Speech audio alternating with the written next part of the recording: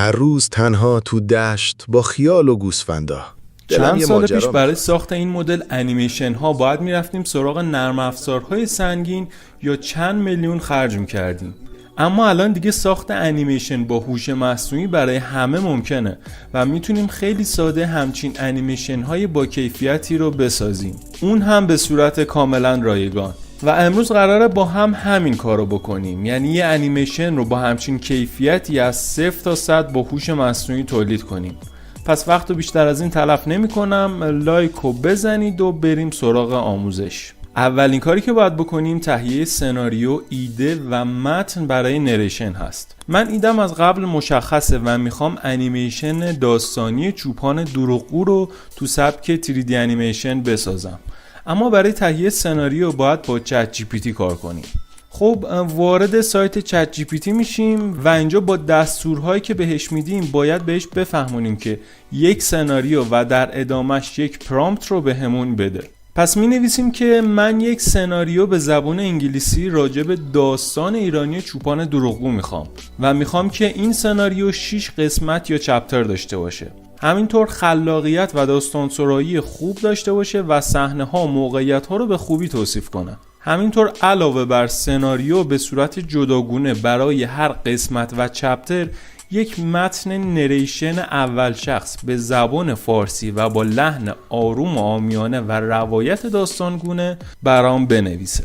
خب این دستوری است که باید براش بفرستم و میبینیم که سناریو رو به همون تحویل میده. اما الان من میخوام که این سناریو رو تصویر سازی کنم، پس یعنی به پرامپت نیاز دارم، پرامپت تولید عکس. پس تو یه دستور دیگه می نویسم که با توجه به سناریویی که بالا دادی برای هر قسمت به ترتیب 3 تا پرامپت دقیق و کامل برای تولید عکس بده با رعایت اصل کانسیستنسی و تداوم کاراکتر، به نحوی که کاراکتر مورد نظر در تمامی پرامپت ها در اوایل پرامپت به یک شکل واحدی توصیف بشه. همینطور موقعیت ها و محیط رو به درستی توصیف کن و صحنه ها رو پویا کن و خلاقیت داشته باش. این هم اضافه میکنم که استایل تمامی عکس ها باید تو قالب 3D پیکسار انیمیشن باشه و اینو تو همه پرامپت ها باید ذکر کنه. این نکته رو هم بگم که من این پرامپت و تمامی پرامپت ها رو تو کانال تلگرام گذاشتم، میتونید ازش استفاده کنید. حالا دستور رو میفرستم و میبینیم که پرامپت ها رو به ترتیب برامون ارسال کرده و تا اینجای کار ما پرامپت های تولید عکسمون رو هم داریم. تو مرحله بعد میریم برای تولید عکس ها. برای این کار ابزار ایمیج FX به نظر من یکی از بهترین هاست و روزانه تعداد زیادی میتونیم ازش خروجی بگیریم. اما خب یه سری نکاتی هم داره برای استفاده که من قبلا تو این ویدیو به صورت کامل توضیح دادم. حتما بعد این ویدیو تماشاش کنید. الان ما پرامپت ها رو داریم و کاری که باید بکنیم یه کپی پیست ساده است و از چت جی پی تی پرامپت ها رو تو این محیط پیست کنیم. ابعاد رو هم حتما بذارید روی لندسکیپ و بعد هم جنریت رو بزنید. این روند رو برای همه پرامپت ها باید تکرار کنید تا در آخر همه پرامپت هایی که داشتیم ازش یه خروجی عکس داشته باشیم.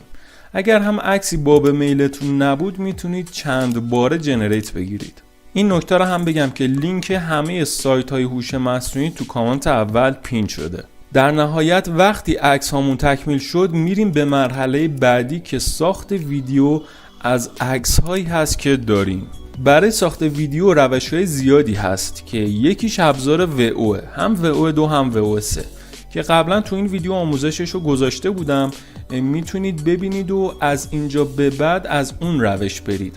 اما خب چون VO2 روزانه با هر اکانت 3-4 تا خروجی بیشتر نمیده و VO3 هم در حال حاضر غیر رایگانه، میخوام با هوش مصنوعی کلینگ ای آی این کار رو انجام بدم که با هر ایمیل میتونه تعدادی بهتون کردیت رایگان بده و میتونید از ترفندی هم که تو این ویدیو قبلا آموزش دادم برای ساخت اکانت داخلش استفاده کنید تا بتونید کردیت بی نهایت داشته باشید. خب حالا وقتی که وارد وبسایت کلینگ ای آی شدیم میریم به بخش ویدیو جنریشن و به ترتیب عکس هامون رو آپلود میکنیم.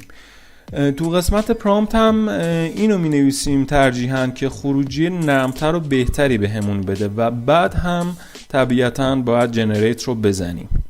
این کار رو به ترتیب برای همه عکس‌هایی که داریم باید تکرار کنیم و بعد از اینکه آماده شد دونه دونه دانلود می‌کنیم. در نهایت ما باید به تعداد خروجی عکس هامون یه دونه ویدیو داشته باشیم. اما تو مرحله بعدی ما باید صدای نریتور رو درست کنیم که از گوگل استودیو من استفاده میکنم و آموزش این رو هم به صورت کامل خیلی مفصل گذاشته بودم. حالا از گوگل استودیو میام تو بخش اسپید جنریشن و این رو حالت سینگل تنظیم میکنم. بعدش هم متن نریشن رو همه رو میام تو این بخش پیست میکنم، یعنی از چت جی پی تی که کپی کرده بودم میام اینجا پیست میکنم. صدا رو همون گوینده حالا دلخواهم رو انتخاب میکنم و بعد جنریت رو میزنم. یه خورده صبر میکنم تا حالا وایس هم آماده شه. هر روز تنها تو دشت با خیال و گوسفندا. دلم یه ماجرا میخواست، یه چیزی که همه بیان سراغم. داد زدم در نهایت میرسیم به قسمت آخر که ادیت ویدیومون هست. من همیشه از فیلمورا استفاده میکنم چون به نظرم خیلی نرم افزار ادیت ساده و سبکیه. فایل هامون رو اضافه میکنیم و شروع میکنیم به ادیت کردن و در نهایت این میشه خروجی کارمون. هر روز تنها تو دشت با خیال و گوسفندا. دلم یه ماجرا میخواست، یه چیزی که همه بیان سراغم. داد زدم گرگ اومده، مردم دویدن ولی من فقط خندیدم. توجهشون خوشم اومد.